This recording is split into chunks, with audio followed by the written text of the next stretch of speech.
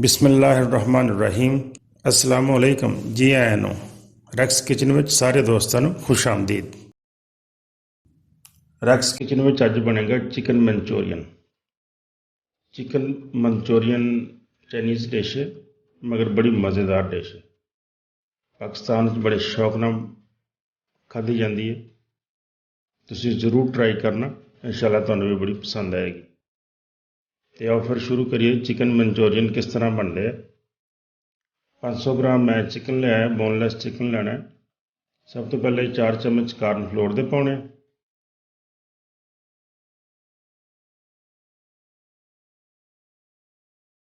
1 ਚਮਚ ਕਾਲੀ ਮਿਰਚ ਦਾ, 1 ਚਮਚ ਨਮਕ ਦਾ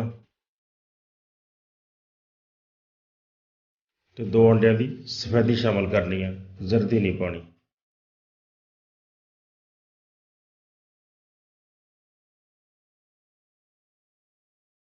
ਤੇ ਇਹਨੂੰ ਅੱਛੀ ਤਰ੍ਹਾਂ ਮਿਕਸ ਕਰ ਲੈਣਾ। ਮਿਕਸ ਕਰਕੇ ਤਕਰੀਬਨ ਅੱਧਾ ਘੰਟਾ ਅਸੀਂ ਇਹਨੂੰ ਰੱਖ ਦਿਆਂਗੇ ਤਾਂ ਕਿ ਅੱਛੀ ਤਰ੍ਹਾਂ ਮਸਾਲੇ ਰਚ ਜਾਣ।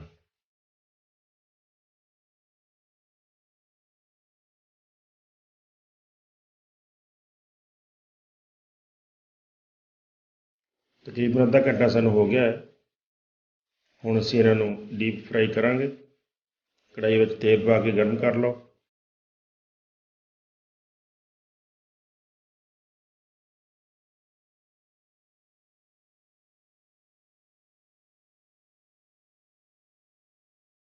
ਤੇ ਖਿਆਲ ਰੱਖਣਾ ਹੈ ਚਿਕਨ ਦੀਆਂ ਬੋਟੀਆਂ ਕੱਲੀਆਂ ਕੱਲੀਆਂ ਪਾਉਣੀਆਂ। ਇੱਕੋ ਵਾਰੀ ਜ਼ਿਆਦਾ ਬੋਟੀਆਂ ਇੱਕ ਜਗ੍ਹਾ 'ਤੇ ਨਹੀਂ ਪਾਉਣੀਆਂ, ਕਿਉਂਕਿ ਕਾਰਨ ਫਲੋਰ ਦੀ ਵਜ੍ਹਾ ਤੋਂ ਬੋਟੀਆਂ ਸਾਰੀਆਂ ਇੱਕ ਜਗ੍ਹਾ 'ਤੇ ਅਗਰ ਅਸੀਂ ਪਾ ਦਾਂਗੇ ਤਾਂ ਫਿਰ ਇਹ ਜੁੜ ਜਾਣਗੀਆਂ। ਇਹਨਾਂ ਨੂੰ ਕੱਲਿਆਂ ਕੱਲਿਆਂ ਕਰਾਂਗੇ ਤਾਂ ਇਹਦੀ ਸ਼ਕਲ ਖਰਾਬ ਹੋ ਜਾਏਗੀ, ਖਰਾਬ ਹੋ ਜਾਣਗੀਆਂ ਬੋਟੀਆਂ। ਇੱਕ ਇੱਕ ਕਰਕੇ ਪਾਉਣਾ।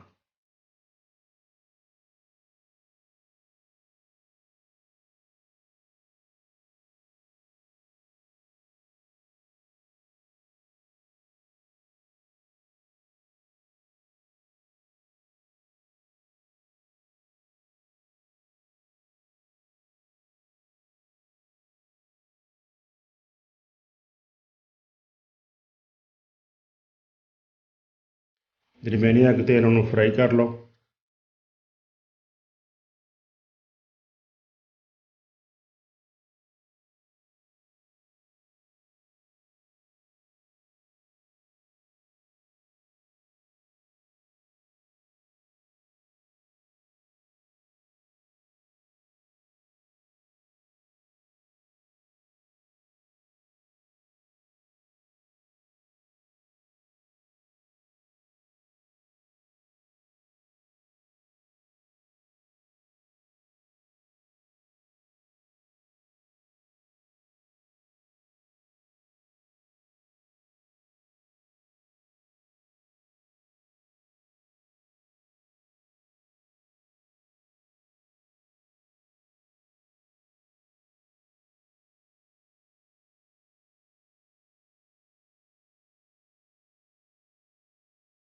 ਸਾਡਾ ਸਾਰਾ ਚਿਕਨ ਜਿਹੜਾ ਅਸੀਂ ਮੈਰੀਨੇਟ ਕਰਕੇ ਰੱਖਿਆ ਸੀ ਉਹ ਫਰਾਈ ਹੋ ਗਿਆ। ਅਤੇ ਹੁਣ ਅਸੀਂ ਅਗਲਾ ਮਰਲਾ ਸ਼ੁਰੂ ਕਰਦੇ ਹਾਂ। ਚਿਕਨ ਮਨਚੂਰੀਅਨ ਦਾ ਅਸੀਂ ਹੁਣ ਮਸਾਲਾ ਤਿਆਰ ਕਰਦੇ ਹਾਂ। ਸਭ ਤੋਂ ਪਹਿਲੇ ਇੱਕ ਪਿਆਜ਼ ਜ਼ਰਾ ਮੋਟਾ ਮੋਟਾ ਕੱਟ ਲੈਣਾ, ਉਹ ਪਾ ਲਓ। ਅਤੇ ਉਹਦੇ ਨਾਲ ਬਿਲਕੁਲ ਬਰੀਕ ਕ੍ਰਸ਼ ਕੀਤਾ ਹੋਇਆ ਲਸਣ ਪਾ ਲੈਣਾ। ਕੋਈ 5-6 ਜਿਵੇਂ ਲਸਣ ਦੇ ਬਰੀਕ ਕ੍ਰਸ਼ ਕਰ ਲੈਣੇ, ਉਹਨਾਂ ਨੂੰ ਨਾਲ ਸ਼ਾਮਲ ਕਰਕੇ ਥੋੜ੍ਹਾ ਜਿਹਾ ਭੁੰਨਣਾ।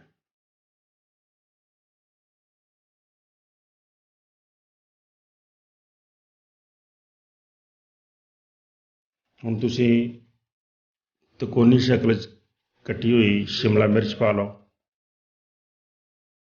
ਇਹਨੂੰ ਥੋੜ੍ਹਾ ਜਿਹਾ ਭੁੰਨੋ।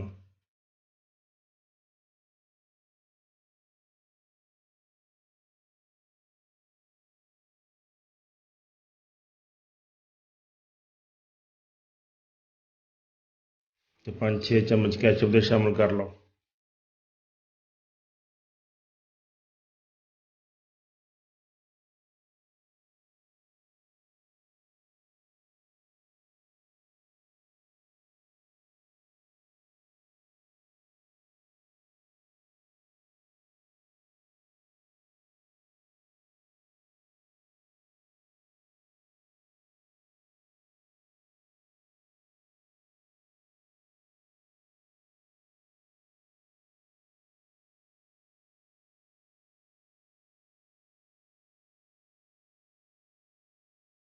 ਤੇ ਇਹਦੇ ਨਾਲ 2 ਚਮਚ ਚਿੱਲੀ ਸਾਸ ਦੇ,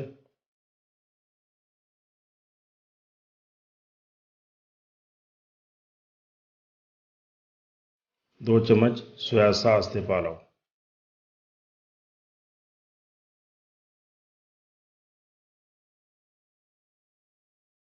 ਨਾਲ 1 ਚਮਚ ਸਿਰਕੇ ਦਾ ਪਾ ਲਓ।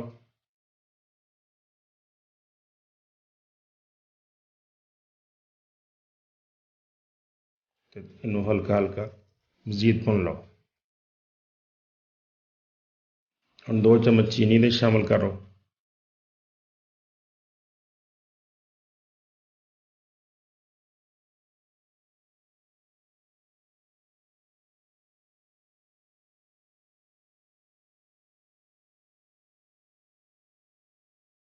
एक चम्मच काली मिर्च का पा लो।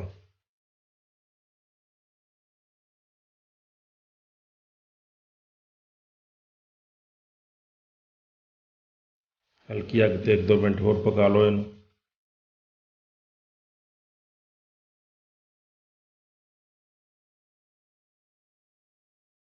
ते 1 कप पानी में शामिल करके इसनूं 2 मिनट भुनना है।